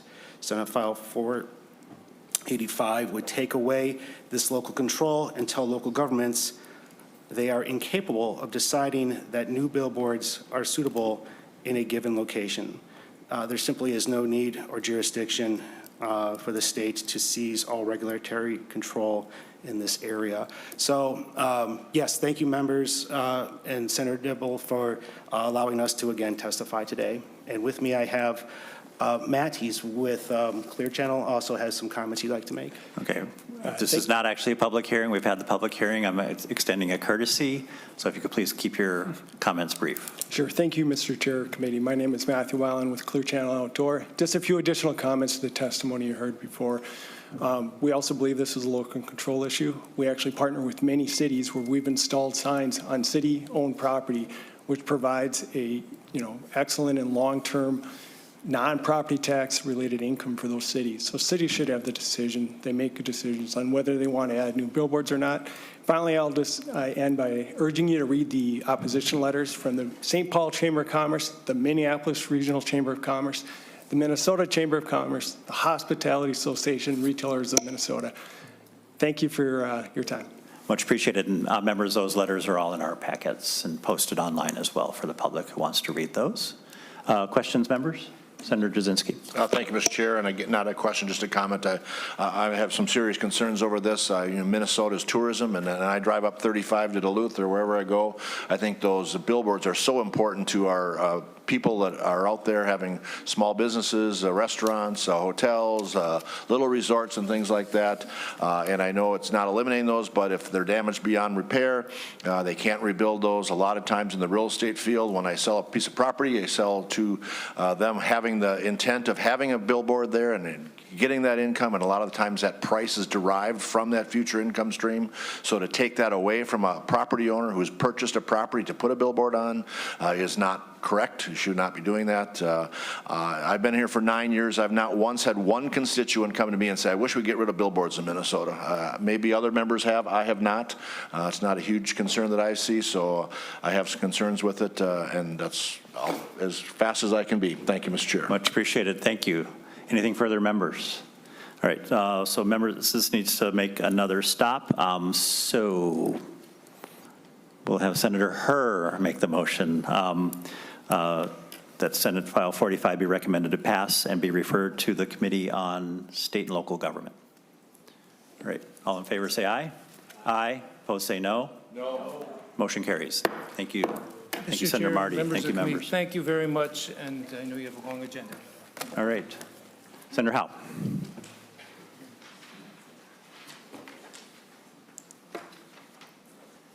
Senator Howe brings us Senate File 2161, and I think we have an amendment. We have an A1 amendment, Mr. Chair. I'd like to move the A1 amendment. So Senator Howe moves the A1 amendment. All in favor? I think this is responsive to the some of the conversation and discussion we had at the last hearing on this matter. Mr. Chair, if I can just say that I greatly appreciate staff and DVS actually working together to craft this language, and I think it was a great fix. Great. I should say we take Senate File 2161 from the table. Now we'll vote on the A1 amendment to Senate File 2161. All in favor say aye. Aye. Opposed say no. Motion carries.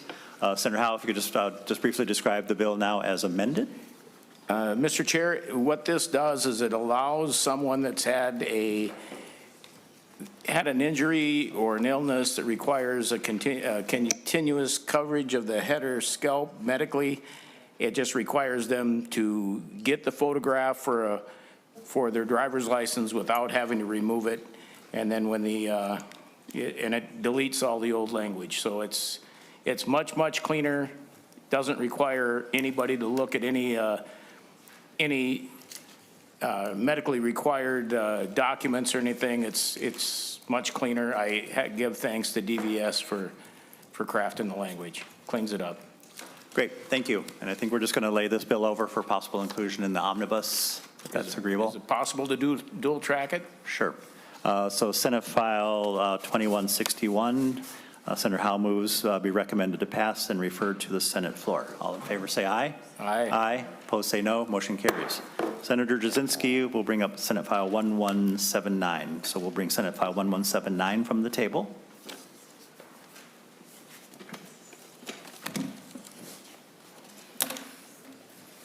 Senator Jasinski. Thank you, Mr. Chair. I also have the A1 amendment. I'd like to offer the A1. Yes, we have the A1 amendment in our packets. Senator Jasinski moves the A1. Why don't we just vote on that so we can put it in front of us? It's a delete everything amendment. All in favor say aye. Aye. Opposed say no. Motion carries. Senator Jasinski. Thank you, Mr. Chair. We've had a pretty lengthy debate on this last time we were here. We've actually worked with stakeholders to come with some compromise language that we've worked long and hard on. I think it reaches a compromise to the concerns of some of our members. Maybe, maybe not. I don't know. We'll find out here shortly. But I think we've changed some things to address the concerns. It's made changes to those concerns. And with that, I'm going to turn it over to Mr. Cocking, who's here, who can explain it quickly and more efficiently than I at this late moment. Mr. Cocking. Mr. Chair, in respect for your time, I'm happy to answer any questions. The bill largely just changes the penalties and basically the way that if someone is ticketed are able to demonstrate after the fact that they had insurance or that they now have insurance, and works with the court to ensure that that coverage continues. Thank you. Mr. Cocking, questions for Mr. Cocking? All right. Seeing none, I know Anna Odegaard would like to testify on Senate File 1179. We also have some written testimony from the Immigrant Law Center in our packet. I'll call members' attention to that. It's also posted online for the public. Welcome. Thank you, Mr. Chair, committee members. My name, again, is Anna Odegaard, and I'm the Midwest Regional Director for the Fines and Fees Justice Center, FFJC. FFJC recognizes that carrying liability insurance is every driver's responsibility to other drivers on the road, and we support mandatory auto insurance laws. However, we oppose attempts to enforce compliance through increased penalties without addressing affordability. Not only does this approach disregard a large body of research showing that increased penalties have little to no effect on traffic violations of any kind, it also simply ignores the economic reality of auto insurance costs. The Insurance Research Council's 2025 report on uninsured motorists declares that the increase in uninsured driving rates across the country that began in 2019 shows no signs of stopping, and they cite affordability as the main driver. In Minnesota, auto insurance rates increased 58% in 2024. Families who are already struggling to make ends meet are increasingly finding it impossible to pay their auto insurance premiums and meet their basic needs. The challenge of keeping up with these skyrocketing rates is compounded for many families by the use of non-driving factors like zip code, credit score, education level, even marital status to set auto insurance rates. The most recent data I have, which averages rates across the 10 largest insurers in Minnesota, indicates that an unmarried 35-year-old female driver with a perfect driving record but low credit score, living in zip code 55106, the east side of St. Paul, is charged $2,493 a year for minimum limits coverage, which is $245 a month. And that data was collected before the 58% increase last year. The remedial option added by the A1 amendment that was just adopted creates an illusion of balance in this bill because we combine higher penalties with an option for avoiding these penalties with modified behavior. This opportunity is so generous that it's reasonable to assume that nearly anyone who can take advantage of that will. But I'm asking this committee to think about who can't take advantage of that opportunity. Who will instead suffer the consequences of the increased penalties, driver's license revocation, vehicle impoundment, and a criminal record because they can't afford the remedial option? These are lower-income drivers who have been priced out of the market, which according to the NAIC is the case for 4 out of 5 uninsured drivers. Mr. Chair and committee members, please recognize that this bill offers an excellent opportunity for higher-income people to avoid legal consequences while increasing financial penalties on the most economically disadvantaged Minnesotans.